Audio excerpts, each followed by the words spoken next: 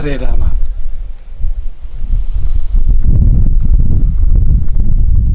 ನಿಮಗೆಲ್ಲರಿಗೂ ಶುಭೋದಯ. ಈ ಒಂದು ದಿನಕ್ಕೆ ಮಾತ್ರ ಶುಭೋದಯ ಅಲ್ಲ, ಬದುಕಿಗೆ ಶುಭೋದಯ. ಅಂಥದ್ದನ್ನು ಅರ್ಥ ಮಾಡ್ಕೊಳ್ಳೋಕ್ಕೋಸ್ಕರವಾಗಿ ನಾವು ಇವತ್ತು ಇಲ್ಲಿ ಸಮುದ್ರ ತೀರದಲ್ಲಿ ಪರ್ವತಾಗ್ರದಲ್ಲಿ ಶತಶೃಂಗ ಪರ್ವತದ ರಮಣೀಯವಾದ ಶಿಖರದಲ್ಲಿ ಕುಳಿತು ನಾವು ಏಕಾಗ್ರರಾಗಿದ್ದೇವೆ. ಇದು ಪಾಠ, ವಿದ್ಯಾರ್ಥಿಗಳಿಗೆ ಪಾಠ. ಅಂದರೆ ಪಾಠ ಅಂದರೆ ಹಾಗೆ ತಾನೆ, ವಿದ್ಯಾರ್ಥಿಗಳಿಗೆ ಮಾಡುವಂಥದ್ದು. ಯಾರು ಪಾಠ ಮಾಡಿಸ್ಕೊಳ್ತಾನೋ ಅವನು ವಿದ್ಯಾರ್ಥಿ, ಅವನು ಅಥವಾ ವಿದ್ಯಾರ್ಥಿಯೇ ಪಾಠ ಮಾಡಿಸ್ಕೊಳ್ಬೇಕು. ವಿದ್ಯಾರ್ಥಿ ಅಂದರೆ ವಿದ್ಯೆಯನ್ನು ಬಯಸುವವನು, ವಿದ್ಯಾಕಾಂಕ್ಷಿ, ಅವನಿಗೆ ಪಾಠ ಸಲ್ಲಬೇಕಾಗಿರುವಂಥದ್ದು. ಹಾಗಾಗಿ ನಾವು ಅಂದ್ಕೊಂಡು ಎಲ್ಲಿಂದ ಪ್ರಾರಂಭ ಮಾಡೋದು ಪಾಠವನ್ನು ಅಂದರೆ ವಿದ್ಯಾರ್ಥಿ ಲಕ್ಷಣದಿಂದ. ವಿದ್ಯಾರ್ಥಿ ಹೇಗಿರಬೇಕು, ವಿದ್ಯಾರ್ಥಿ ಹೇಗಿರ್ತಾನೆ, ವಿದ್ಯಾರ್ಥಿ ಹೇಗಿರಬಹುದು, ಉದಾಹರಣೆ ಸಹಿತ ಅರ್ಥ ಮಾಡಿಕೊಳ್ಬೇಕು. ನಾವು ಇಲ್ಲಿ ವಿದ್ಯಾರ್ಥಿಗಳು ಕುಳಿತಿದ್ದಾರೆ, ಮತ್ತೆ ಶಿಕ್ಷಕರು ಕುಳಿತಿದ್ದಾರೆ, ವ್ಯವಸ್ಥೆಯಲ್ಲಿರ್ತಕ್ಕಂಥವ್ರು ಕೂಡ ಕುಳಿತುಕೊಂಡಿದ್ದಾರೆ. ನನ್ನ ದೃಷ್ಟಿಯಿಂದ ಎಲ್ಲ ವಿದ್ಯಾರ್ಥಿಗಳೇ, ಎಲ್ಲರೂ ವಿದ್ಯಾರ್ಥಿಗಳೇ. ಮಹಾಭಾರತದ ಆದಿಪರ್ವದ 3ನೇ ಅಧ್ಯಾಯದಲ್ಲಿ ಬರತಕ್ಕಂಥ ಕಥೆಯೊಂದನ್ನು ನಾವು ತಗೊಳ್ತಾ ಇದ್ದೇವೆ. ಅದು ಗುರುಕುಲದ ಕಥೆ, ಗುರುಗಳ ಶಿಷ್ಯರ ಕಥೆ. ಶಿಷ್ಯ ಹೇಗಿರಬಹುದು, ಹೇಗಿರಬೇಕು ಎನ್ನುವುದನ್ನು ನಿರೂಪಣೆ ಮಾಡುವಂಥ ಒಂದು ಕಥೆ ಅದು. ಮಹಾಭಾರತದ ಈ ಭಾಗ ಅದು ಉಪನಿಷತ್ತಿನಾಗಿದೆ. ಮಹಾಭಾರತ ಅಂತ ಹೇಳಿದ್ರೆ ಗೊತ್ತಾಗಬೇಕು, ಇಲ್ಲ ಅಂದರೆ ಇದು ಯಾವುದೋ ಒಂದು ಉಪನಿಷತ್ತಿನ ಭಾಗ ಅಂತ ಅನಿಸುವಂತೆ ಭಾಷೆ ಮತ್ತು ಶೈಲಿ ಇದೆ. ಏತಸ್ಮಿನ್ ನಂತರೇ ಕಶ್ಚಿದ್ ಋಷಿ ಧೌಮ್ಯೋ ನಾಮ ಆಯೋಧಃ.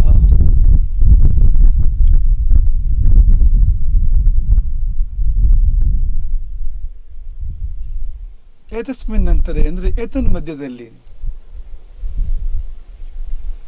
ಈಗಿನ್ನೂ ಪ್ರಾರಂಭ ಮಾಡ್ತಾ ಇದ್ದೇವೆ. ಏತನ್ ಮಧ್ಯದಲ್ಲಿ ಅಂದರೆ ಏನು ಅಂದರೆ ಇವತ್ತಿನ ಮಾತಲ್ಲ, ಅದು ಅವತ್ತಿನ ಮಾತು. ಯಾವತ್ತಿನ ಮಾತು ಅಂದರೆ ಜನಮೇಜಯ ರಾಜ್ಯವಾಡ್ತಾ ಇದ್ದ ಕಾಲದ ಮಾತು. ಜನಮೇಜಯ ಯಾರು ಗೊತ್ತಾ? ಯಕ್ಷಗಾನ ನೋಡಿದವರಿಗೆ ಈ ಶಬ್ದ ಗೊತ್ತಿರ್ತದೆ. ಕೇಳು ಜನಮೇಜಯನೇ ಅಂತ ಪ್ರಾರಂಭ ಆಗ್ತಾ ಇರ್ತದೆ ಪದ್ಯಗಳು ಯಕ್ಷಗಾನದಲ್ಲಿ. ಯಾರು ಜನಮೇಜಯ? ಪಾಂಡವರು ಗೊತ್ತಾ? ಪಾಂಡವರಲ್ಲಿ ಮಧ್ಯಮ ಪಾಂಡವ ಗೊತ್ತಾ? ಮಧ್ಯಮ ಪಾಂಡವ ಅಂದರೆ ಈ ಕಡೆಯಿಂದಲೂ 3, ಆ ಕಡೆಯಿಂದಲೂ 3 ಅಂತ. ಮೇಲಿಂದ ತಗೊಂಡ್ರೆ ಯುಧಿಷ್ಠಿರ, ಭೀಮ, ಅರ್ಜುನ 3ನೇವನು. ಕೆಳಗಿಂದ ತಗೊಂಡ್ರೆ ಸಹದೇವ, ನಕುಲ, ಅರ್ಜುನ ಅಂತ. ಹಾಗಾಗಿ ಮಧ್ಯಮ ಪಾಂಡವ ಎಂಬುದಾಗಿ ಅವನಿಗೆ ಹೆಸರು. ಅರ್ಜುನನ ಪತ್ನಿ ಉತ್ತರೆ, ಅರ್ಜುನನ ಪತ್ನಿ ಸುಭದ್ರೆ. ಈ ಅರ್ಜುನ ಸುಭದ್ರೆಯರ ಪುತ್ರ ಅಭಿಮನ್ಯು. ಅಭಿಮನ್ಯುವಿಗೆ ಉತ್ತರೆಯಲ್ಲಿ ಹುಟ್ಟಿರ್ತಕ್ಕಂಥವನು ಪರೀಕ್ಷಿತ, ಕಲಿಯನ್ನು ಗೆದ್ದವನು, ಕಲಿಯುಗದ ಆದಿಚಕ್ರವರ್ತಿ ಅವನು. ಅವನ ಮಗನೇ ಜನಮೇಜಯ. ಅರ್ಜುನನ ಮಗನ ಮಗನ ಮಗ, ಮೊಗ ಜನಮೇಜಯ. ಈ ಜನಮೇಜಯನು ರಾಜ್ಯವಾಡ್ತಾ ಇದ್ದ ಕಾಲದಲ್ಲಿ ಒಬ್ಬರು ಋಷಿಗಳು ಧೌಮ್ಯೋ ನಾಮ ಅಯೋಧಃ. ಧೌಮ್ಯ ಅಯೋಧ ಎಂಬುದಾಗಿ ಅವರಿಗೆ ಹೆಸರು. ಧೌಮ್ಯ ಅಂದರೆ ಧೂಮಸ್ಯ ಗೋತ್ರಾಪತ್ಯಂ. ಅವರು ಹಿರಿಯರು ಧೂಮ ಎನ್ನುವವರು ಅಂತ. ಅವರ ಪುತ್ರ ಆಗಿದ್ರಿಂದ ಧೌಮ್ಯ ಎಂಬುದಾಗಿ ಅವರಿಗೆ ಹೆಸರು. ನೋಡಿ, ಹೆಸರೇ ಧೂಮ ಅಂತ ಆಗಬೇಕಾದ್ರೆ ಎಷ್ಟು ಧೂಮವನ್ನು ಕುಡಿದಿರಬೇಕು ಅವರು. ಧೂಮ ಅಂದ್ರೆ ಹೊಗೆ. ಇವತ್ತಿನ ಕಾಲದಲ್ಲಿ ಹೊಗೆ ಅಂದ್ರೆ ಮಾಲಿನ್ಯ ಅಂತ ಲೆಕ್ಕ ಅಲ್ವಾ? ಹೊಗೆ ಅಂದ್ರೆ ನಮಗೆ ಕೂಡಲೇ ನೆನಪಾಗೋದೇನು? ದೊಡ್ಡ ಪೇಟೆ, ವಾಹನಗಳು, ಅದು ಬಿಡುವ ಹೊಗೆ. ವಾಹನಗಳು ಬಿಡುವ ಹೊಗೆ ಮಾತ್ರ ಗೊತ್ತು ನಮಗೆ ಧೂಮ ಅಂದ್ರೆ. ಆದರೆ ಅವತ್ತಿನ ಕಾಲದಲ್ಲಿ ಧೂಮ ಅಂದ್ರೆ ಬಹಳ ಪವಿತ್ರ. ಅದು ಅಗ್ನಿಹೋತ್ರದ ಧೂಮ, ಯಜ್ಞಯಾಗಗಳ ಧೂಮ. ಅವರೆಷ್ಟು ಯಜ್ಞ ಮಾಡಿರಬೇಕು, ಎಷ್ಟು ಹೋಮ ಮಾಡಿರಬೇಕು, ಅಥವಾ ಎಷ್ಟು ಹವನಗಳಲ್ಲಿ ಭಾಗಿಯಾಗಿರಬೇಕು ಅಂತ. ಎಷ್ಟರ ಮಟ್ಟಿಗೆ ಅಂದರೆ ಧೂಮ ಎಂದು ಅಭಿಧಾನವೇ ಬರುವಷ್ಟರ ಮಟ್ಟಿಗೆ.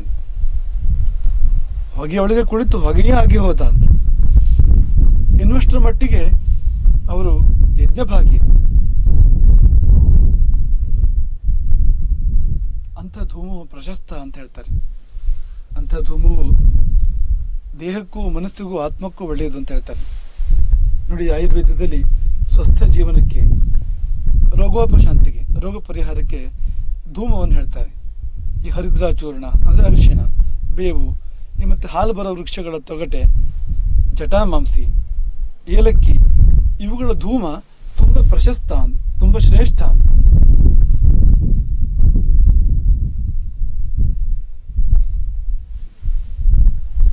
ಭೋಪಾಲದಲ್ಲಿ ಅನಿಲ ದುರಂತ ಆಯಿತು.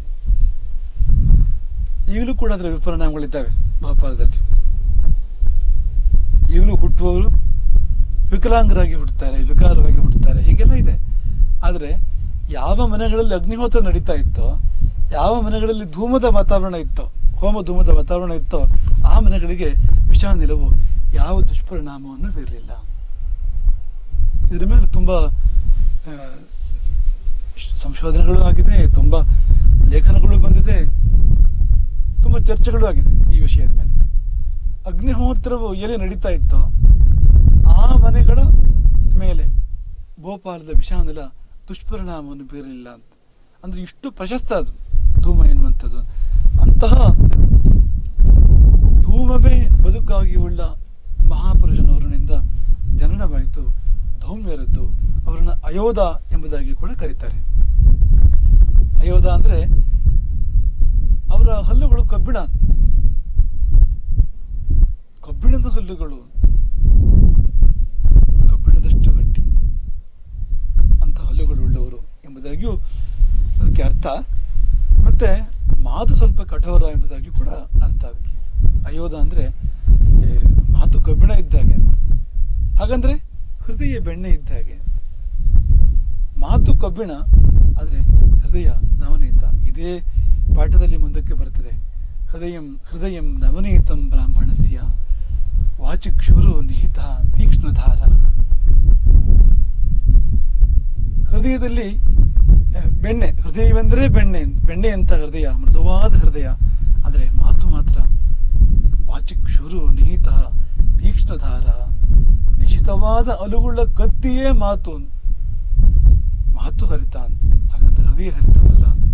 ಹಾಗೂ ಇರ್ಬೋದು ಕಾರಣ ಅದಕ್ಕೆ. ಅಂತೂ ಅಯೋಧ ಎಂಬುದಾಗಿ ಇವರಿಗೆ ಹೆಸರು. ಇದನ್ನು ಆಪೋದ ಎಂಬುದಾಗಿಯೂ ಕರೀತಾರೆ. ಆಪೋದ ಎಂಬುದಾಗಿಯೂ ಕೂಡ ಪಾಠಾಂತರ ಉಂಟು. ಆಪೋದ ಅಂದರೆ ನೀರೇ ಆಹಾರ ಅಂತ. ಬರೇ ನೀರು ಕುಡಿದು ಬದುಕುವವರು ಅಂತವರು. ನೋಡಿ, ಕೇವಲ ನೀರು ಕುಡಿದು ಬದುಕುವವರಿಗೂ ಕಬ್ಬಿಣದ ಹಲ್ಲು ಬೇಕಂತೆ. ಕಬ್ಬಿಣದ ಹಲ್ಲು ಉಂಟಂತೆ, ಬೇಕಂತ ಆದ ಮೇಲೆ ಉಂಟಂತೆ ಕಬ್ಬಿಣದ ಹಲ್ಲು ಅವರಿಗೆ. ಆದರೆ ಬದುಕುವುದು ಕೇವಲ ನೀರು ಕುಡಿದು. ವಿಧಿಯ ವೈಚಿತ್ರ್ಯವನ್ನು ನೋಡಿ. ಅಂಥವರಿಗೆ ವಿಧಿ ಎಲ್ಲಿಯಾರು ಒಂದು ದಿನ ನೀವು ಊಟ ಮಾಡಿದರೆ ನಿನಗಿರಲಿ ಅಂತ ಕಬ್ಬಿಣದ ಹಲ್ಲನ್ನು ಕೊಡ್ತಾನೆ. ಆದರೆ ಯಾರು ದಿನ ಬೆಳಗಾದ್ರೆ ನಾನಾ ಥರದ ಚಡ್ರ ಸೋಪೆದ ಭೋಜನ ಮಾಡ್ತಾ ಇರ್ತಾರೋ ಅವರ ಹಲ್ಲುಗಳು ದುರ್ಬಲ ಆಗಿಬಿಡ್ತವೆ. ಸಾಕು ಬೇಡ ಅಂತ ವಿಧಿ ಹೇಳೋದು. ಅಂತ ವಿಧಿ ವೈಚಿತ್ರ್ಯ ಅದು. ಈ ಧೌಮ್ಯ ಅಯೋಧರಿಗೆ 3 ಶಿಷ್ಯರು. ತಸ್ಯ ಶಿಷ್ಯಾಸ್ತ್ರಯೋ ಬಭೂವು ಉಪಮನ್ಯು ಆರುಣಿ ವೇದಶ್ಚೇತಿ. 3 ಶಿಷ್ಯರು ಧೌಮ್ಯರಿಗೆ. ಉಪಮನ್ಯು, ಆರುಣಿ ಮತ್ತು ವೇದ ಅಂತ. ವೇದ ಎಂಬುದಾಗಿ ಒಬ್ಬರ ಹೆಸರು. ಚೆನ್ನಾಗಿ ನೆನ್ಪಿಟ್ಕೊಳ್ಳಿ. ಉಪಮನ್ಯು ಅಂದರೆ ಅಭಿಮನ್ಯು ಅಲ್ಲ. ಅಭಿಮನ್ಯುವಿನ ಮೊಮ್ಮಗ ಜನಮೇಜಯನ ಕಾಲದಲ್ಲಿ ಬದುಕಿದ್ದ ಧೌಮ್ಯರ ಶಿಷ್ಯ ಉಪಮನ್ಯು. ಉಪಮನ್ಯು, ಆರುಣಿ, ವೇದ. ವೇದ ಅಂದರೆ ಜ್ಞಾನ. ಅದೇ ಅವನ ಹೆಸರು, ಆ ಶಿಷ್ಯನ ಹೆಸರು. ಒಂದು ದಿನ ಏನಾಯ್ತು, ಧೌಮ್ಯರು ತಮ್ಮ ಓರ್ವ ಶಿಷ್ಯ ಆರುಣಿಯನ್ನು ಕರೆದು ಗದ್ದೆಯ ಬದುವನ್ನು ಕಟ್ಟಲು ಆದೇಶಿಸಿದರು. ಸ ಏಕಂ ಶಿಷ್ಯಂ ಆರುಣಿಂ ಪಾಂಚಾಲ್ಯಂ ಪ್ರೇಷಯಾಮಾಸ ಗಚ್ಚ ಕೇದಾರಖಂಡಂ ಬಧಾನ ಇತಿ.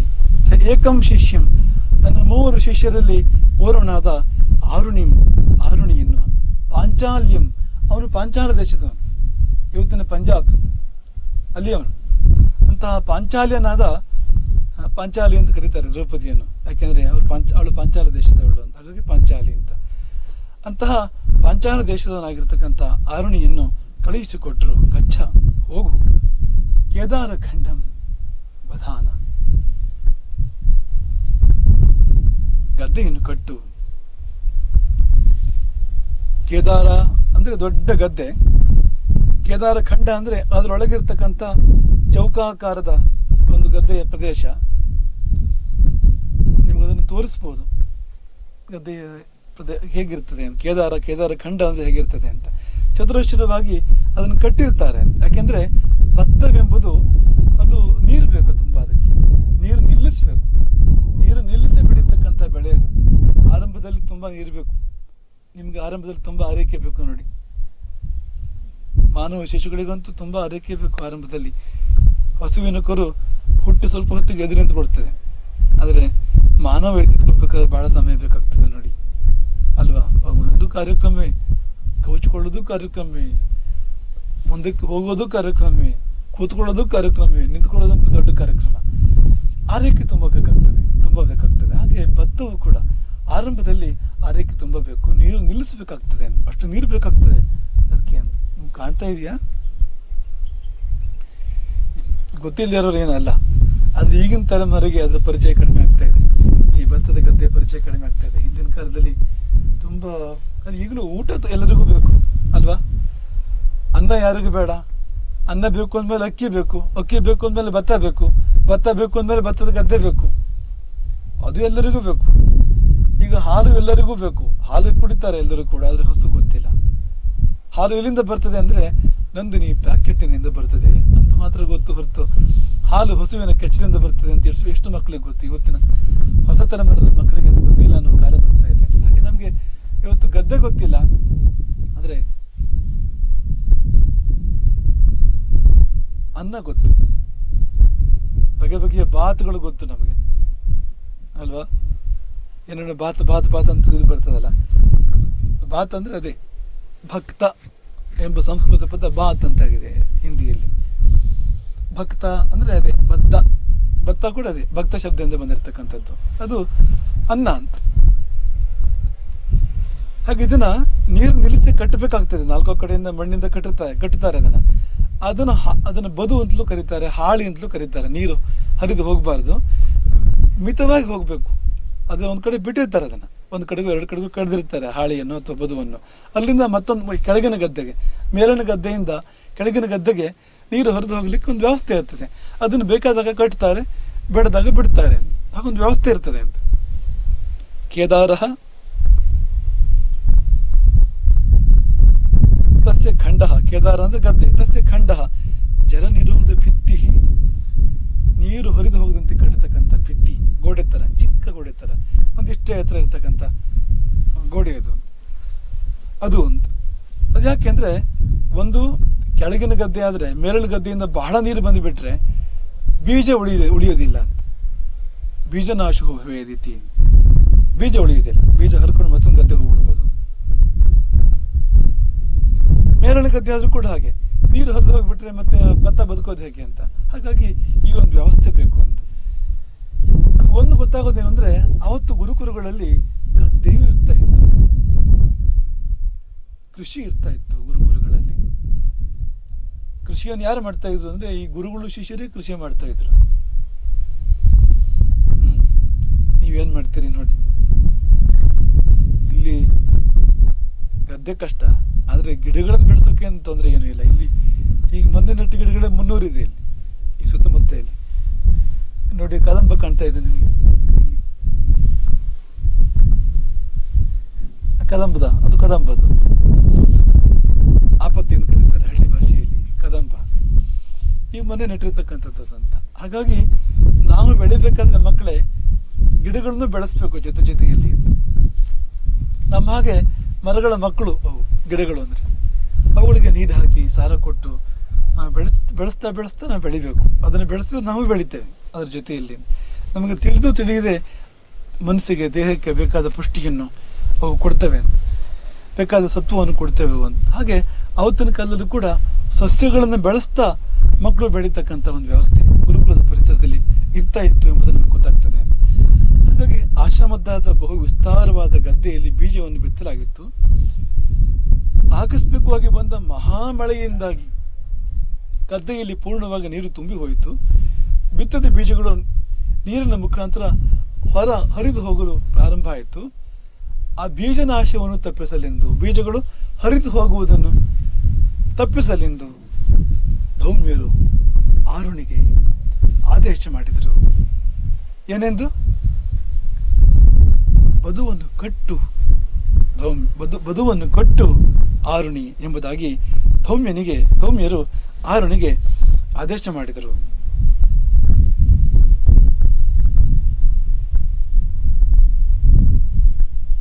ಗದ್ದೆಯ ನೀರಿನ ಹರಿವನ್ನು ಕಟ್ಟಿದಂತೆಯೇ ಮನೋವೃತ್ತಿಗಳ ಹರಿವನ್ನು ಕಟ್ಟಬೇಕು. ನಮ್ಮ ಮನಸ್ಸು ಕೂಡ ಹಾಗೆ ಹರಿದು ಹೋಗ್ತಾ ಇರ್ತದೆ ಅಂತ, ಎಲ್ಲೆಲ್ಲೋ ಅಂತ. ಬೇಕಾದಲ್ಲಿ ಬೇಡದಲ್ಲಿ, ಬೇಕಾದಲ್ಲಿ ಹೋದರೆ ತೊಂದರೆ ಇಲ್ಲ, ಬೇಡದಲ್ಲಿ ಹರಿದು ಹೋಗ್ತಾ ಇರ್ತದೆ ನಮ್ಮ ಮನಸ್ಸು. ಆ ಹರಿದು ಹೋಗುವ ಮನಸ್ಸನ್ನು ಹಿಡಿದು ನಿಲ್ಲಿಸಬೇಕು ಅಲ್ವಾ? ನೀವು ಪಾಠ ಕೇಳ್ತಾ ಇದ್ದೀರಿ, ಮನಸ್ಸೆಲ್ಲಿದೆ? ಇಲ್ಲೇ ಇದೆಯಾ? ಎಲ್ಲರೂ ಹರಿದೋಯ್ತಾ? ಬಿಡ್ಬೇಡಿ. ಪಾಠ ಕೇಳೋ ಹೊತ್ತಲ್ಲಿ ಅವನು ಆರುಣಿ ಗದ್ದೆಯ ಬದುವನ್ನು ಕಟ್ಟಿ ನೀರನ್ನು ನಿಲ್ಲಿಸಿದ ಹಾಗೆ ನೀವು ನಿಮ್ಮ ಮನೋವೃತ್ತಿಗಳನ್ನು ನಿಲ್ಲಿಸಬೇಕು. ಭಗವಂತನ ಮೇಲೆ ನಮ್ಮ ಮನಸ್ಸನ್ನು ನಿಲ್ಲಿಸಿಬಿಟ್ರೆ ಸಾಕ್ಷಾತ್ಕಾರ, ಮೋಕ್ಷ ಸಿದ್ಧ ಅವನಿಗೆ. ಅವನು ಮಹಾಪುರುಷನಾಗ್ತಾನೆ, ಮಹಾಜ್ಞಾನಿ ಆಗ್ತಾನೆ. ಅವನು ಎಲ್ಲಿ ಮನಸ್ಸನ್ನು ನಿಲ್ಲಿಸಿದ್ರು ಯೋಗ ಹೇಳ್ತದೆ ಅದರ ಜ್ಞಾನ ಉಂಟಾಗ್ತದೆ ಅಂತ ನಮಗೆ ಅಂತ. ಮನಸ್ಸನ್ನು ಎಲ್ಲೇ ಒಂದು ಕಡೆ ನಿಲ್ಲಿಸಿದರೆ ಅದರ ತತ್ವ ಗೊತ್ತಾಗ್ತದೆ ನಮಗೆ, ಅದರ ಸೂಕ್ಷ್ಮಗಳು ಮರ್ಮಗಳು ಗೊತ್ತಾಗ್ತವೆ, ಅದು ನಮ್ಮ ಮನಸ್ಸಿನಲ್ಲಿ ಬೆಳಕಾಗ್ತದೆ ಅಂತ. ಹಾಗಾಗಿ ಮನೋವೃತ್ತಿ ಅದನ್ನು ನಿಲ್ಲಿಸೋದು ಅನ್ನೋದು ದೊಡ್ಡ ಶಕ್ತಿಯನ್ನು ಕೊಡಬಲ್ಲದು. ನಮ್ಮ ಮನಸ್ಸು ಅನ್ನೋದು ಪ್ರಚಂಡ ಶಕ್ತಿ. ಇದು ಅದು ಹೊರದು ಹೋಗೋದನ್ನು ನಿಲ್ಸೋಕೆಂದ್ರೂ ಸಾಧ್ಯ ಆದರೆ ನಮಗೆ ತುಂಬ ಶಕ್ತಿ ಬರ್ತದೆ. ನಮಗೆ ನಾವು ನುಡಿದಿದ್ದು ಸತ್ಯ ಆಗ್ತದೆ, ನಾವು ಅಂದ್ಕೊಂಡಿದ್ದಾಗ್ತದೆ, ಆಶೀರ್ವಾದ ಮಾಡೋ ಶಕ್ತಿ ಬರ್ತದೆ ನಮಗೆ. ಯಾವಾಗ ಅಂದರೆ ಮನೋವೃತ್ತಿಯನ್ನು ತಡೆದು ನಿಲ್ಲಿಸುವ ಶಕ್ತಿ ನಮಗೆ ಬಂದಾಗ, ಆ ಪ್ರಯತ್ನದಲ್ಲಿ ನಾವು ಯಶಸ್ವಿಯಾದಾಗ ಇದಾಗ್ತದೆ. ಹಾಗಾಗಿ ಅದನ್ನು ನೆನಪು ಮಾಡುವಂತೆ ಇದೆ. ಅದು ಗುರು ಶಿಷ್ಯನಿಗೆ ಹೇಳುವಂಥದ್ದು, ಹೋಗು ಗದ್ದೆಯ ಬದುವನ್ನು ಕಟ್ಟು. ಆರುಣಿಯು ಅಂತೆಯೇ ಮಾಡಿದ.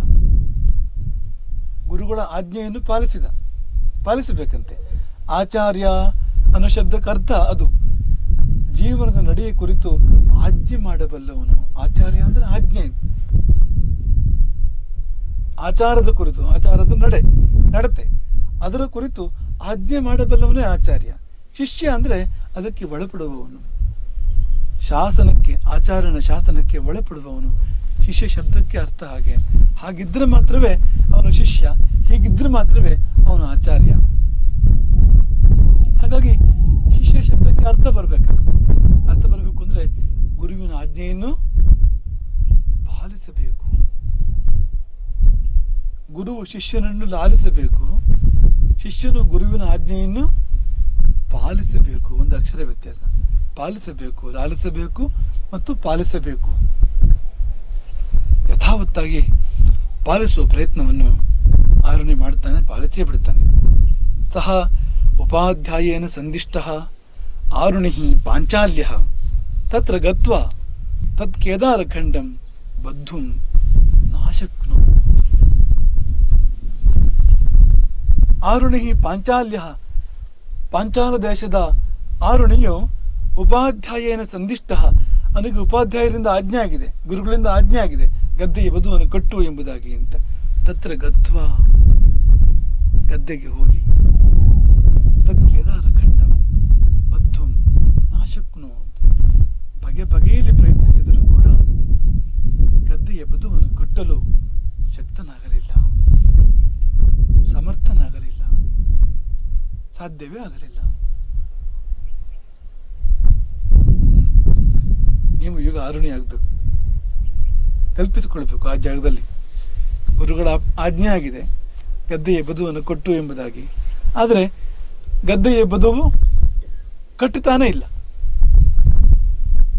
ನೀರಿನ ಹರಿವನ್ನು ತಡೆಯಲಿಕ್ಕೆ ಸಾಧ್ಯವೇ ಆಗ್ತಾ ಇಲ್ಲ.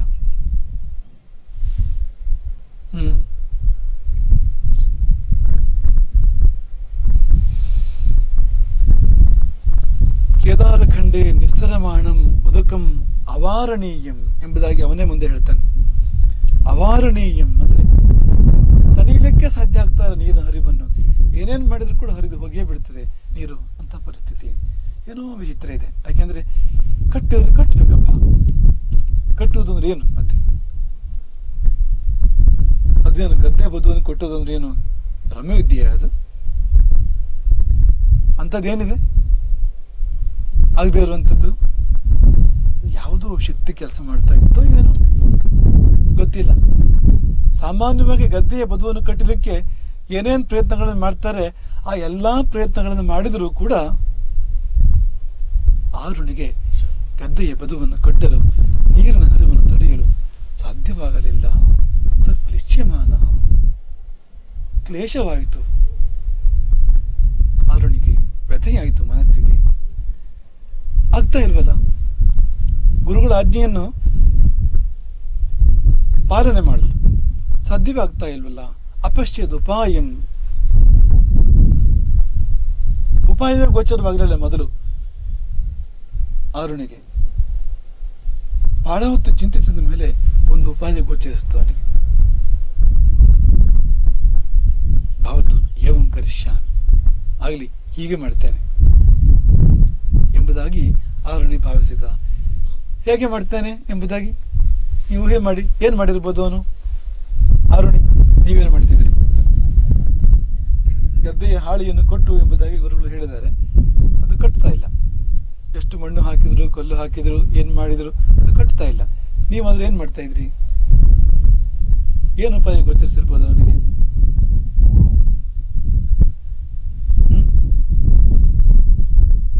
ಅವತ್ತು ಏವಂ ಕರಿಷ್ಯಾಮಿ, ಹಾಗೆ ಹೀಗೆ ಮಾಡ್ತೇನೆ. ಹೇಗೆ ಮಾಡುವುದು? ನೀವು ಊಹೆ ಕೂಡ ಮಾಡೋಕ್ಕೆ ಸಾಧ್ಯ ಇಲ್ಲ ಅವನು ಏನ್ ಮಾಡಿದ ಅನ್ನೋದನ್ನು. ಅಂತ ಯೋಚನೆ ಕೂಡ ಬರೋಕ್ಕೆ ಸಾಧ್ಯ ಇಲ್ಲ. ಸತತ್ರ ಸನ್ನಿವೇಶ ಕೇದಾರಖಂಡೇ, ನೀರು ಹರಿದು ಹೋಗುವ ದಾರಿ ಇದೆಯಲ್ಲ, ಆ ದಾರಿಗೆ ಅಡ್ಡಲಾಗಿ ಮಲಗಿದ.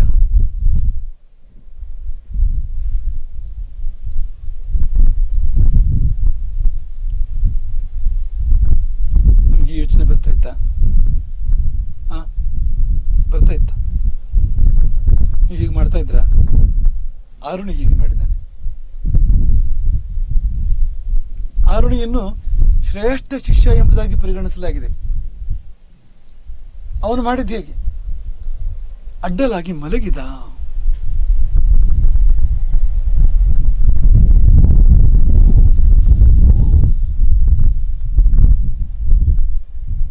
ಏನಾಗಿರ್ಬೋದು? ಮಲಗಿದ ಮೇಲೆ ನೀರಿನ ಹರಿವು ನಿಂತಿರ್ಬೋದಾ? ಸಾಧ್ಯವಾ? ನೀವು ಆಲೋಚನೆ ಮಾಡಿ. ಕಲ್ಲು ಮಣ್ಣು ಹಾಕಿ ಕಟ್ಟೆ ಕಟ್ಟಿದ್ರು ನಿಲ್ಲದೇ ಇರುವ ನೀರು ಒಬ್ಬ ಮನುಷ್ಯ ಅಡ್ಡ ಮಲಗಿದ್ರೆ ನಿಲ್ತದ? ಎಲ್ಲ ಕೊಯ್ಸೊಂದಲ್ಲೋ ಕಾಲ್ಸೊಂದಲ್ಲೋ ಜಾಗ ಇರ್ತದಲ್ಲ, ನೀರಲ್ಲಿಂದ ಹೊರಗಡೆ ಹೋಗ್ಬಿಡ್ತದೆ. ಆದ್ರೆ ಹಾಗಾಗ್ಲಿಲ್ವಂತೆ. ಶಯಾನೆ ತಥಾ ತಸ್ಮಿನ್ ತದುದಕಂ ತಸ್ಥವು. ಆರುಣಿಯು ಗದ್ದೆಯ ಬದುವಿನಲ್ಲಿ ಅಡ್ಡ ಮಲಗಿರಲಾಗಿ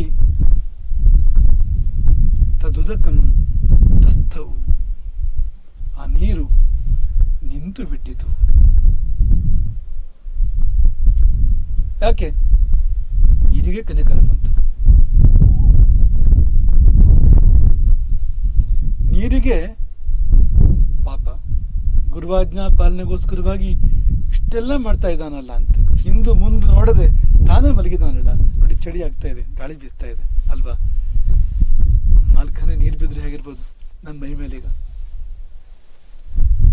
ಎಷ್ಟು ಕಷ್ಟ ಆಗ್ಬೋದು ನಾಲ್ಕನೇ ನೀರು ಬಿದ್ದರೆ. ಆದರೆ ಈ ಈ ಆರುಣಿಯ ಮೈ ಮೇಲೆ ನೀರು ಹರಿದು ಹೋಗ್ತಾ ಇದೆ ಅನ್ನೋ ಪರಿಸ್ಥಿತಿ ಅಂತ, ನೀರು ಬಂದು ಅಡ್ಡ ನಿಂತಿದೆ. ಆದರೆ ಅವನು ಹೇಳಲಿಲ್ಲ, ಮಲಗೇ ಇದ್ದ. ನೀರು ಕೂಡ ನಿಂತೇ ಬಿಡ್ತು. ಒಂದು ಸೂಕ್ಷ್ಮ ನಿಮಗೆ ನಾವು ಹೇಳೋದೇನು ಅಂದರೆ, ಮೊದಲು ನೀರು ನಿಲ್ಲಲಿಲ್ವಲ್ಲ, ಅದು ಗುರು ಮಹಿಮೆ. ಈಗ ನೀರು ನಿಂತು ಬಿಡ್ತಲ್ಲ, ಅದು ಗುರು ಮಹಿಮೆ. ಎರಡನೇ ಗುರು ಮಹಿಮೆ ಪರೀಕ್ಷೆ, ಅದು. ಎರಡನೇ ಗುರು ಮಹಿಮೆ ಆಶೀರ್ವಾದ, ಅದು ವರ. ಅದು ಎಷ್ಟು ನಮಗೆ ಜೀವನಕ್ಕೆ ಪಾಠಗಳಿದೆ ಇದರಲ್ಲಿ ಅಂದರೆ, ಒಂದು ಆಜ್ಞಾ ಗುರುಣ ಕ್ಷೇ ವಿಚಾರಣೀಯ. ಗುರುವಿನ ಆಜ್ಞೆ ಅಂದರೆ ನಾವು ವಿಚಾರ ಮಾಡ್ತಾ ಇರಬಾರ್ದು, ಮಾಡಬೇಕು ಅದನ್ನು ಅಷ್ಟೇ ಹೊರತು ವಿಚಾರ ಮಾಡೋದು ನಮ್ಮ ಕೆಲಸ ಅಲ್ಲ, ಅದು ಗುರುವಿನ ಕೆಲಸ. ಅದು ಗುರು ವಿಚಾರ ಮಾಡಿ ಹಿಡಿದ ಮೇಲೆ ಹೀಗೆ ಮಾಡು ಅಂತ ಹೇಳಿದ ಮೇಲೆ ನಾವು ಮತ್ತೆ ಅದನ್ನೇ ಮಾಡೋಕೆ ಹೋಗ್ಬಾರ್ದು, ನಾವು ಅದನ್ನು ಪಾಲಿಸ್ಬೇಕು ಅಷ್ಟೇ. ಅಲ್ಲಿ ಬುದ್ಧಿಗೆ ಕೆಲಸ ಕೊಡೋದಲ್ಲ, ಮಾಡಬೇಕು ಮಾಡಬಾರ್ದು ಹಾಗಲ್ಲ ಹೀಗೆ ಅದೇನೂ ಅಲ್ಲ ಅಂತ, ಯಥಾವತ್ತಾಗಿ ಹೇಗೆ ಆಜ್ಞೆ ಆಗಿದೆಯೋ ಹಾಗೆ ಪಾಲನೆ ಮಾಡುವಂಥದ್ದು. ಆ ಪಾಠ ಇದೆ ಇಲ್ಲಿ. ಮತ್ತೆ ಮರಳಿ ಯತ್ನವ ಮಾಡು. ನಾವು ಬಿಡಬಾರ್ದು.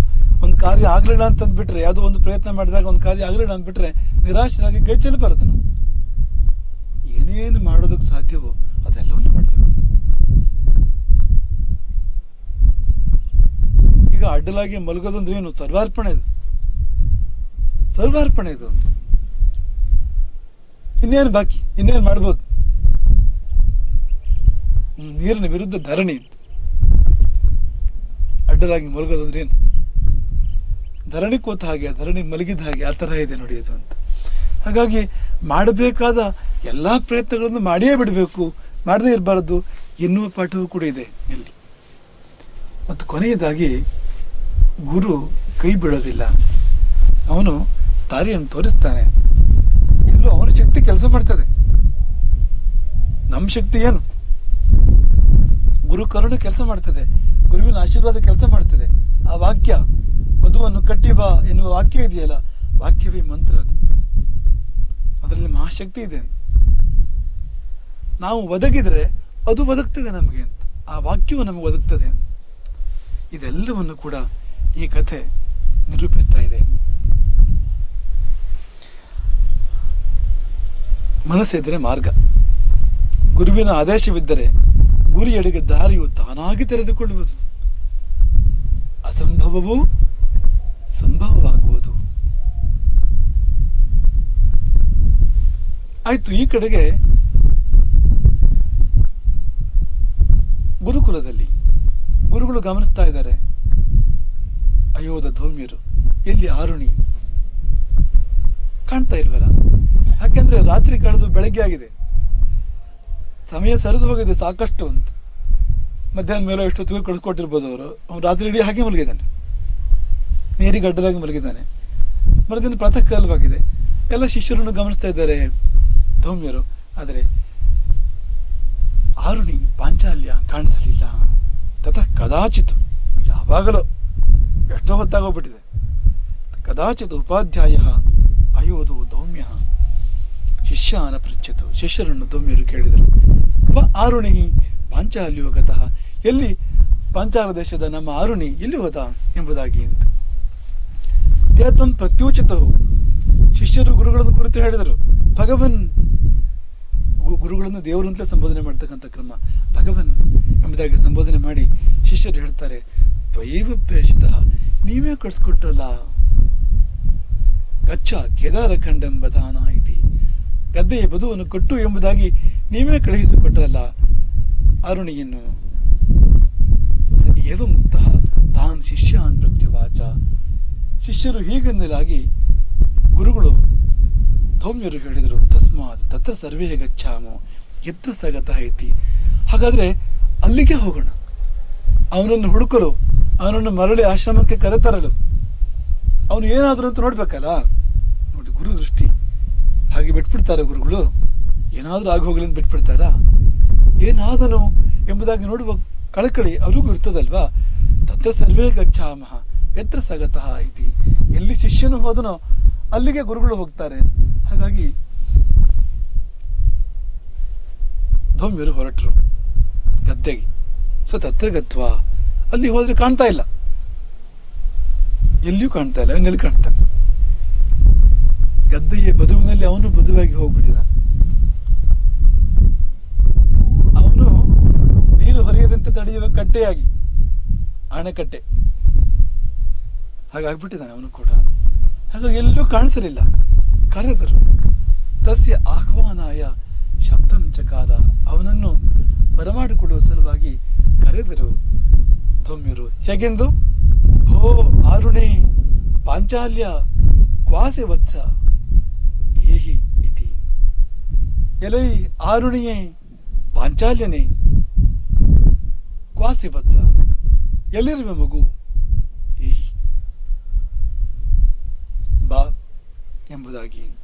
ಆ ವತ್ಸ ಎನ್ನುವಾಗ ವಾತ್ಸಲ್ಯ, ಗುರುವಿನ ವಾತ್ಸಲ್ಯ ಅಲ್ಲಿ ಅಭಿವ್ಯಕ್ತವಾಗಿದೆ, ಆ ಪ್ರೀತಿ ಅಭಿವ್ಯಕ್ತವಾಗಿದೆ ಅಲ್ಲಿ. ಮಗು ಬಾ ಅಂತ. ಈ ವತ್ಸ ಅಂದ್ರೆ ಈ ಹಸುವಿನ ಕರುವಿಗೆ ವತ್ಸ ಎಂಬುದಾಗಿ ಮೂಲತಃ ಅದಕ್ಕಿರ್ತಕ್ಕಂಥದ್ದು. ಈ ವತ್ಸಲ ಅಂದ್ರೆ ವತ್ಸನನ್ನು ಕುರಿತು ಒಂದು ಭಾವ ಆ ಕರುವಿಗೆ ಬರ್ತದಲ್ಲ, ಹಸುವಿಗೆ ಬರ್ತದಲ್ಲ, ಆ ಭಾವಕ್ಕೆ ವಾತ್ಸಲ್ಯ ಎಂಬುದಾಗಿ ಹೆಸರು. ಹಾಲನ್ನು ಸುರಿಸುವಾಗ ಕರುವನ್ನು ಕುರಿತು ಹಸುವಿಗೆ ಉಂಟಾಗುವ ಪ್ರೀತಿ ಇದೆಯಲ್ಲ, ಅದಕ್ಕೆ ವಾತ್ಸಲ್ಯ. ಆ ಹಸು ವತ್ಸಲ ಅಂತ ಮನುಷ್ಯರಲ್ಲಿ ಯಾರಿಗಾರು ಬಂದ್ರೆ ಅವರು ಕೂಡ ವತ್ಸಲರು. ವತ್ಸ ಅಂದ್ರೆ ಕರು. ಆ ಜಾಗದಲ್ಲಿ ಇರ್ತಕ್ಕಂಥ ಮಕ್ಕಳಿಗೂ ಕೂಡ ವತ್ಸ ಎಂಬುದಾಗಿ ಕರೆಯೋದುಂಟು. ನೀವೆಲ್ಲ ವತ್ಸರೆ. ಅದೇ ಹಿಂದಿಯಲ್ಲಿ ಬಚ್ಚ ಅಂತ ಇದೆ ನೋಡಿ. ಈ ವತ್ಸ ಸಂಸ್ಕೃತ, ಹಿಂದಿಯಲ್ಲಿ ಹೋಗಿ ಬಚ್ಚ ಅಂತ ಆಗಿದೆ, ವಾ ಆಗಿದೆ, ವತ್ಸ. ಅದು ಉಚ್ಚಾರ ಮಾಡ್ತಾ ಮಾಡ್ತಾ ಮಾಡ್ತಾ ಸರಿಯಾಗಿ ಉಚ್ಚಾರ ಮಾಡ್ಲಿಕ್ಕೆ ಬರೆದವರು ಉಚ್ಚಾರ ಮಾಡ್ತಾ ಮಾಡ್ತಾ ಮಾಡ್ತಾ ಹಾಗಾಗಿದೆ. ವತ್ಸ ಅಂತ ಬಚ್ಚ ಅಂತ ಆಗಿದೆ ನೋಡಿ ಅಂತ. ವತ್ಸ ಎಂಬುದಾಗಿ ಹಸುವು ಕರುವನ್ನು ಕರೆಯುವಂತೆ ಗುರುವು ಶಿಷ್ಯನನ್ನು ಕರೆದರು. ಸತಚ್ಛುತ್ವ. ಆರುಣಿಗೆ ಗುರುವಿನ ಕರೆಯು ಕೇಳಿಸಿತು. ಉಪಾಧ್ಯಾಯ ವಾಕ್ಯಂ ತಚ್ಛ್ರುತ್ವ ತಸ್ಮಾತ್ ಕೇದಾರ ಖಂಡಾತ್ ಸಾಹಸೋತ್ಥಾಯ.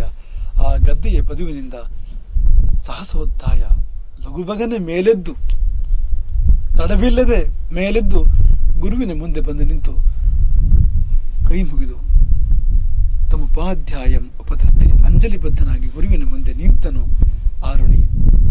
ಅಲ್ಲೂ ಹಠ ಮಾಡಬಾರದು. ಇಲ್ಲ, ನಾ ಎದ್ದು ಬರೋದಿಲ್ಲ, ಗುರುಗಳಲ್ಲಿ ಗದ್ದೆ ಕಟ್ಟು ಅಂತ ಹೇಳಿದ್ದಾರೆ, ಕಟ್ತೀನಿ, ನಾ ಎದ್ದು ಬರೋದಿಲ್ಲ ಅಂತ ಅಲ್ಲಿ ಹಠ ಮಾಡಬಾರ್ದು. ಯಾಕೆಂದ್ರೆ ಕರೆ ಗುರುವಿನದ್ದೇ ಇದು ಗುರುವಿನ ಆಜ್ಞೆ ನೋಡಿ. ಮತ್ತೆ ಏಹಿ ವತ್ಸ, ಬಾ ಮಗು ಅಂದಾಗ ಆಜ್ಞಾಪಾಲನೆ ಮತ್ತೆ ಇರ್ತಕ್ಕಂಥದ್ದಾಗ ಕೆತ್ತು ಬಂದ ಆರುಣಿ. ನಮ್ಮ ದೃಷ್ಟಿಯಿಂದ ಅಲ್ಲಿ ಏನಿಲ್ಲ, ನಮ್ಮ ದೃಷ್ಟಿಯಿಂದ ಆದರೂ ಕೂಡ ನೀರು ಹರಿದಿರಲಾರದು, ಆದರೂ ನೀರು ಹರಿದಿರಲಾರದು. ಯಾಕೆಂದ್ರೆ ಪ್ರಕೃತಿ ಗುರುವಿನ ವಶ, ಪ್ರಕೃತಿ ಭಾವಕ್ಕೆ ವಶ. ಪ್ರೋವಾಚ ಚಯನಂ, ಗುರುವಿನ ಕುರಿತು ವಿನಯಪೂರ್ವಕವಾಗಿ ಆರುಣಿಯು ಇಂತೆಂದನು. ಅಯಮಸ್ಮಿ ಅತ್ರ, ನಾನು ಇಲ್ಲಿದ್ದೆ. ಎಲ್ಲಿದ್ದೆ? ಗದ್ದೆಯ ಬದುವಿನಲ್ಲಿದ್ದೆ ನಾನು.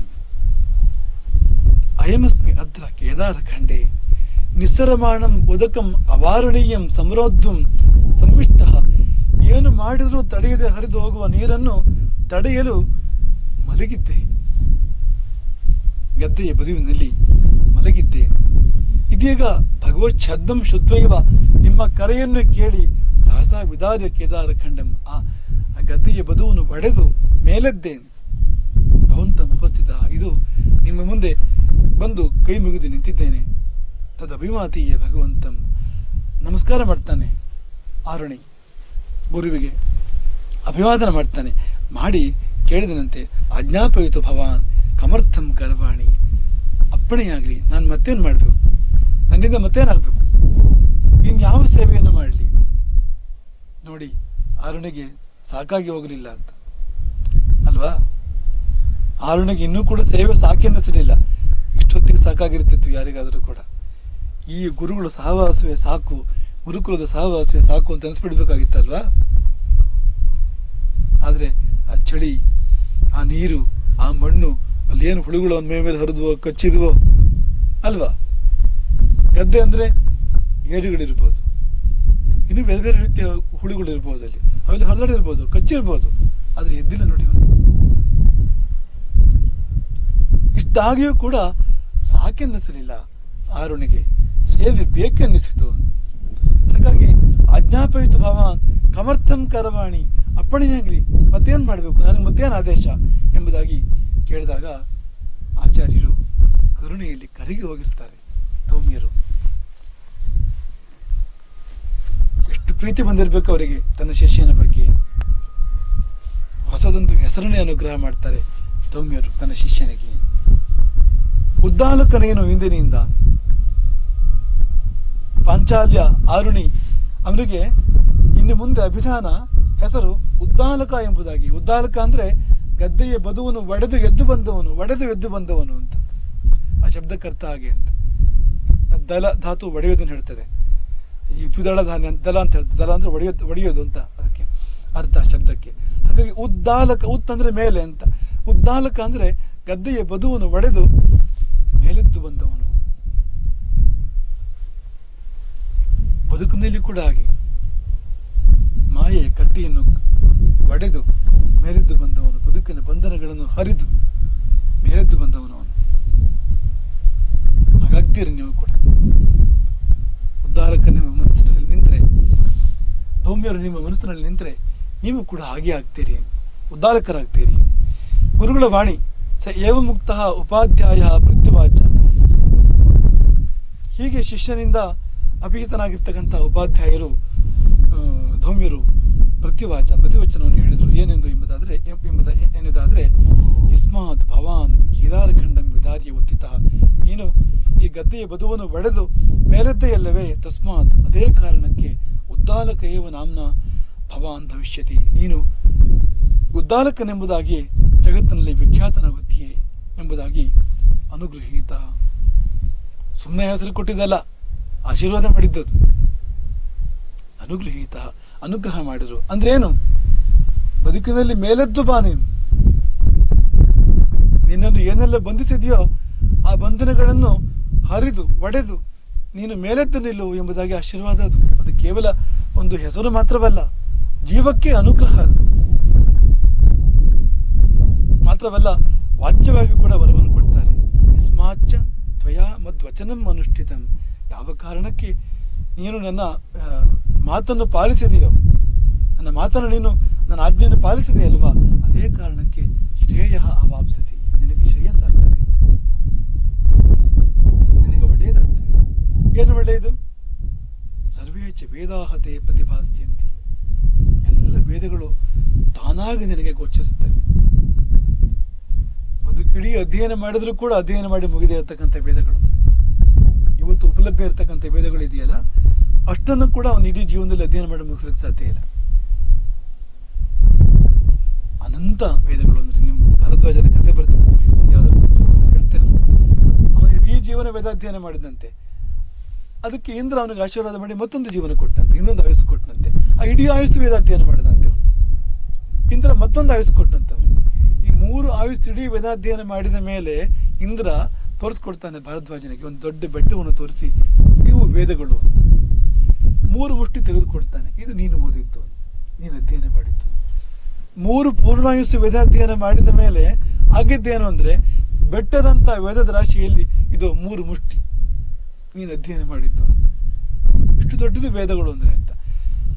ಉದ್ದಾಲಕನಿಗೆ ಆರುಣಿಗೆ ಆಶೀರ್ವಾದ ಮಾಡ್ತಾರೆ ಧೌಮ್ಯರು. ಎಲ್ಲಾ ವೇದ ರಾಶಿ, ಅನಂತಾವೇ ವೇದ, ಅನಂತ ವೇದಗಳು ನಿನಗೆ ತಾನಾಗಿ ಗೋಚರಿಸಲಿ, ಅಪ್ರಯತ್ನವಾಗಿ ಗೋಚರಿಸಲಿ. ಮಾತ್ರವಲ್ಲ, ಸರ್ವಾಣಿಚ ಧರ್ಮಶಾಸ್ತ್ರಾಣಿ, ಎಲ್ಲ ಧರ್ಮಶಾಸ್ತ್ರಗಳು ನಿನಗೆ ತಾನಾಗಿ ಗೋಚರಿಸಲಿ. ಸ್ಮೃತಿಗಳಿದೆ 18 ಮತ್ತು 18 ಇದೆ. ಈ ಸ್ಮೃತಿಗಳೆಲ್ಲ ಧರ್ಮಶಾಸ್ತ್ರ ಸೂತ್ರಗಳಿದೆ. ತುಂಬಾ ವಿಸ್ತಾರವಾಗಿರ್ತಕ್ಕಂಥ ಧರ್ಮಶಾಸ್ತ್ರ ಮಹಾಭಾರತದಲ್ಲಿರ್ಬೋದು, ರಾಮಾಯಣದಲ್ಲಿರ್ಬೋದು, ವೇದಗಳಲ್ಲಿರ್ಬೋದು, ಅಲ್ಲೆಲ್ಲ ಧರ್ಮಶಾಸ್ತ್ರದ ಧರ್ಮಕ್ಕೆ ಬೇಕಾಗಿರ್ತಕ್ಕಂಥ ಸೂತ್ರಗಳು, ವಚನಗಳು ಅಲ್ಲೆಲ್ಲ ಅಂತರ್ನಿಹಿತವಾಗಿದೆ. ದೊಡ್ಡ ಪ್ರಪಂಚ ಅದು ಧರ್ಮಶಾಸ್ತ್ರ ಅಂದ್ರೆ. ಧರ್ಮಶಾಸ್ತ್ರ ಅಂದ್ರೆ ಏನು? ನಾವು ಹೇಗೆ ಬದುಕಬೇಕು ಅನ್ನೋದನ್ನು ನಿರೂಪಣೆ ಮಾಡ್ತಕ್ಕಂಥ ಶಾಸ್ತ್ರ ಅದು. ಯಾವುದು ತಪ್ಪು, ಯಾವುದು ಸರಿ, ನಾವು ಏನನ್ನು ಮಾಡಬೇಕು, ಏನನ್ನು ಮಾಡಬಾರದು, ವಿಧಿ ನಿಷೇಧಗಳು, ಡೂಸ್ ಆ್ಯಂಡ್ ಡೋಂಟ್ಸ್, ಮಾಡಬೇಕು ಮಾಡಬಾರ್ದು, ಯಾವುದನ್ನು ಮಾಡಬೇಕು ಯಾವುದನ್ನು ಮಾಡಬಾರ್ದು, ಅದನ್ನು ನಿರೂಪಣೆ ಮಾಡ್ತಕ್ಕಂಥ ಶಾಸ್ತ್ರ ಅದು ಧರ್ಮಶಾಸ್ತ್ರ. ಹಾಗಾಗಿ ಅದು ತಾನಾಗಿ ನಿನಗೆ ಗೋಚರವಾಗಲಿ. ಧರ್ಮಶಾಸ್ತ್ರ ಇವತ್ತು ಮೂಲೆಗೆ ಬಿದ್ದುಬಿಟ್ಟಿದೆ, ಇದು ಯಾರು ಕೇಳೋರಿಲ್ಲ ಮಾಡೋರಿಲ್ಲ, ಅದನ್ನು ವಿಶೇಷವಾಗಿ ಓದೋರು ಕೂಡ ಯಾರು ಅನಂತರ ಆಗಿಬಿಟ್ಟಿದೆ. ಆದರೆ ಅದು ಎಷ್ಟು ಮುಖ್ಯವಾದದ್ದು ಅಂದರೆ, ಇಂತಹ ದೊಡ್ಡ ಶಿಷ್ಯನಿಗೆ ಅಂಥ ದೊಡ್ಡ ಗುರುಗಳು ಆಶೀರ್ವಾದ ಮಾಡಿದ್ದು ನಿನಗೆ ಧರ್ಮಶಾಸ್ತ್ರ ಗೋಚರಿಸಲಿ, ತಾನಾಗಿ ನಿನಗೆ ಧರ್ಮಶಾಸ್ತ್ರ ಗೋಚರಿಸಲಿ ಎಂಬುದಾಗಿ. ಅಂದರೆ ಎಷ್ಟು ದೊಡ್ಡದಾಗಿರ್ಬೇಕು ಅದು. ನಿಮಗಿಲ್ಲಿ ಪಠ್ಯ ಅದು, ಸದಾಚಾರ ಅನ್ನೋ ಹೆಸರಲ್ಲಿ ಧರ್ಮಶಾಸ್ತ್ರ ನಿಮಗೆ ಪಠ್ಯ, ವೇದಗಳು ಪಠ್ಯ, ವೇದ ಪಥ ಎಂಬ ಹೆಸರಿನಲ್ಲಿ ವೇದಗಳು ಕೂಡ ಪಠ್ಯ ನಿಮಗೆ. ಇದನ್ನೇ ಆಶೀರ್ವಾದ ಮಾಡಿದ್ದು ಧೌಮ್ಯರು ತನ್ನ ಶಿಷ್ಯನಿಗೆ. ಎಷ್ಟು ಪ್ರಯತ್ನ ಮಾಡಿದ್ರು, ಎಷ್ಟು ಆಯುಸ್ಸುಗಳು ಕಳೆದರೂ ಕೂಡ ಗೋಚರಿಸದೇ ಇರತಕ್ಕಂಥ ಅಥವಾ ಅರ್ಥ ಮಾಡ್ಕೊಂಡು ಮುಗಿದೇ ಇರತಕ್ಕಂಥ ವೇದಗಳು ಮತ್ತು ಧರ್ಮಶಾಸ್ತ್ರ ನಿನಗೆ ಗೋಚರಿಸಲಿ. ಧರ್ಮ ಅಂದರೆ ಅದು ಮೆಟ್ಟಿಲು, ಸೋಪಾನ, ಅದು ಅಲ್ಲಿಂದ ಒಂದೇ ಹೆಜ್ಜೆ ದೇವರಿಗೆ. ಧರ್ಮ ದೇವರು ಒಂದು ಹೆಜ್ಜೆ ಮಾತ್ರ ವ್ಯತ್ಯಾಸ ಅಂತ. ನಿಮಗೆ ಧರ್ಮ ಲಭಿಸಿದರೆ ಮುಂದಿನ ಹೆಜ್ಜೆಯಲ್ಲಿ ದೇವರು. ಧರ್ಮ ಅಂದರೆ ದೇವರ ದ್ವಾರ. ಅದು ಯಾರಲ್ಲಿ ಧರ್ಮ ಇದೆಯೋ ಅವರಿಗೆ ದೇವರಿದ್ದಾನೆ, ಅವರ ಪಾಲಿಗೆ. ಧರ್ಮವೆಂಬುದು ಒಂದು ಅದ್ಭುತವಾಗಿರ್ತಕ್ಕಂಥ ಸಂಗತಿ. ಅದು ಯಾರಲ್ಲಿ ಅವತರಿಸ್ತದೋ, ಯಾರಲ್ಲಿ ಅದು ಆವಿರ್ಭಾವಗೊಳ್ತದೋ ಅವರಿಗೆ ದೇವರು ದೂರ ಅಲ್ಲ, ಅವರೇ ದೇವರಾಗ್ಬೋದು, ಅಂಥದ್ದದು ಅಂತ. ಹಾಗಾಗಿ ಅಂತಹ ಧರ್ಮಶಾಸ್ತ್ರವನ್ನು, ಜೀವನ ಶಾಸ್ತ್ರವನ್ನು ಅನುಗ್ರಹ ಮಾಡಿದರು ಧೌಮ್ಯರು. ಅವನಿಗೆ ಆ ಕ್ಷಣದಲ್ಲಿ ಅದೆಲ್ಲವೂ ಕೂಡ ಗೋಚರವಾಯಿತು. ಎಲ್ಲ ವೇದಗಳು ಮತ್ತು ಧರ್ಮಶಾಸ್ತ್ರ ಮತ್ತು ಜೀವನಶಾಸ್ತ್ರ ತಾನಾಗಿ ಅವನಿಗೆ ಗೋಚರವಾಯಿತು. ನೋಡಿ, ಬರೇ ಒಂದು ಹಗಲು ಒಂದು ರಾತ್ರಿ ಅವನು ಗದ್ದೆಯ ಬದುವಲ್ಲಿ ಮಲಗಿ ಅವನು ಪಡ್ಕೊಂಡಿದ್ದೇನೆ. ಎಷ್ಟು ದೊಡ್ಡದು, ಎಷ್ಟು ತಪಸ್ಸು ಮಾಡಿದ್ರು, ಎಷ್ಟು ಜನ್ಮಕ್ಕೂ ಸಿಗದೇ ಇರತಕ್ಕಂಥ ಜ್ಞಾನದ ಭಂಡಾರ ಅವನಿಗೆ ಕ್ಷಣಮಾತ್ರದಲ್ಲಿ ಲಭಿಸಿತು ಗುರುವಿನ ಅನುಗ್ರಹದಿಂದ. ಆಚಾರೇ ಶಾಸಯೇದ್ಯಸ್ತು ಸ ಆಚಾರ್ಯ ಉದಾಹೃತ. ಇದನ್ನು ನೆನ್ಪಿಟ್ಕೊಳ್ಳಿ. ಆಚಾರೇ ಶಾಸಯೇದ್ಯಸ್ತು, ಆಚಾರದ ವಿಷಯದಲ್ಲಿ ಅಂದರೆ ನಡತೆಯ ವಿಷಯದಲ್ಲಿ, ಬದುಕಿನ ನಡೆಯ ವಿಷಯದಲ್ಲಿ. ಶಾಸಯೇದ್ಯಸ್ತು, ಯಾರು ಶಾಸನವನ್ನು ಮಾಡ್ತಾನೋ, ಆಜ್ಞೆ ಮಾಡ್ತಾನೋ, ಅಪ್ಪಣೆ ಮಾಡ್ತಾನೋ ಅವನು ಆಚಾರ್ಯ. ಹೀಗೆ ಬದುಕಬೇಕು ಎಂಬುದಾಗಿ ಯಾರು ಆಜ್ಞೆ ಮಾಡ್ತಾನೋ ಅವನು ಆಚಾರ್ಯ. ಯಾರು ಅದನ್ನು ಪಾಲಿಸ್ತಾನೋ ಅವನು ಶಿಷ್ಯ. ಎಷ್ಟು ಆಚಾರ್ಯ ಪರಾಧೀನ, ಯಾರು ಆಚಾರ್ಯನಿಗೆ ಅಧೀನನಾಗಿ, ಆಚಾರ್ಯನಿಗೆ ಸಂಪೂರ್ಣ ವಶನಾಗಿ, ತದ್ವಾಕ್ಯಂ, ಆಚಾರ್ಯನ ವಾಕ್ಯವನ್ನು ಸಂಪೂರ್ಣವಾಗಿ ಯಾರು ಪಾಲನೆ ಮಾಡ್ತಾನೋ, ಜಾರಿ ಮಾಡ್ತಾನೋ. ಶಾಸನೆ ಸ್ಥಿರ ವೃತ್ತಿಶ್ಚ, ಈ ಗುರುವಿನ ಆಜ್ಞಾ ಪಾಲನೆಯಲ್ಲಿ ಸ್ಥಿರ ವೃತ್ತಿ, ಮನಸ್ಸು ಸ್ಥಿರ, ಮನೋವೃತ್ತಿ ಅಲುಗಾಡೋದಿಲ್ಲ. ಯಾರು ಏನೇ ಹೇಳಲಿ, ಎಂಥ ಪರಿಸ್ಥಿತಿ ಬರಲಿ, ಎಂಥ ಸಂದರ್ಭ ಬರಲಿ, ಅಲ್ಲಿಂದ ಗುರು ಆಜ್ಞಾ ಪಾಲನೆಯಿಂದ ಆ ಕಡೆ ಈ ಕಡೆ ಹೋಗೋದಿಲ್ಲ ಮನಸ್ಸು. ಹೀಗೆ ಯಾರಿರ್ತಾನೋ ಅವನಿಗೆ ಶಿಷ್ಯ ಎಂಬುದಾಗಿ ಹೆಸರು. ಶಿಷ್ಯತ್ವ ಪೂರ್ಣ ಆಗೋದು ಹೀಗಿದ್ದರೆ. ಹೀಗಿರುವ ಶಿಷ್ಯನಿಗೆ ಅಧ್ಯಾಪನೆ ವಿಧಾನೇನ ಮಂತ್ರರತ್ನಂ, ಇಂಥ ಶಿಷ್ಯನಿಗೆ ಗುಹ್ಯವಾದನ್ನು, ಗೋಪ್ಯವಾದುದನ್ನು, ರಹಸ್ಯವಾದುದನ್ನು ಹೇಳಬೇಕು.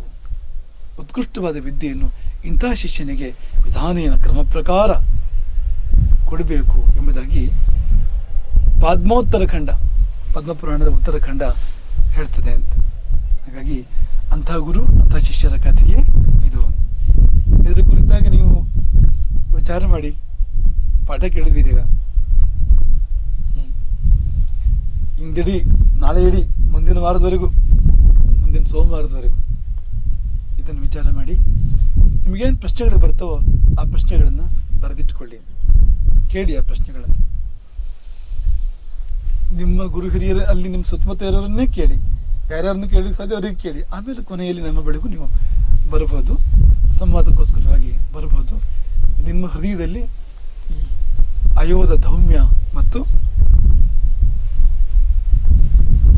ಉದ್ದಾಲಕ ಆರಣಿ, ನಿಮ್ಮ ಹೃದಯದಲ್ಲಿ ಈ ಗುರು ಶಿಷ್ಯರು ನೆಲೆ ನಿಂತು ನಿಮ್ಮೊಳಗೂ ಕೂಡ ಎಲ್ಲ ವೇದಗಳು, ಜೀವನಶಾಸ್ತ್ರ, ಧರ್ಮಶಾಸ್ತ್ರ ನಿಮಗೆ ಗೋಚರಿಸುವಂತೆ, ಬೋಧ ಉಂಟಾಗುವಂತೆ ಆಗಬೇಕು. ಜೀವನಶಾಸ್ತ್ರ, ಧರ್ಮಶಾಸ್ತ್ರ ಅಂದರೆ ಜೀವನದ ಒಂದೊಂದು ಹಂತದಲ್ಲಿ ಕೂಡ ಇದು ತಪ್ಪು, ಇದು ಸರಿ, ನಾನು ಹೀಗೆ ಮಾಡಿದರೆ ಸೂಕ್ತ, ಹೀಗೆ ಮಾಡಬಾರ್ದು ಎಂಬುದು ನಿಮಗೆ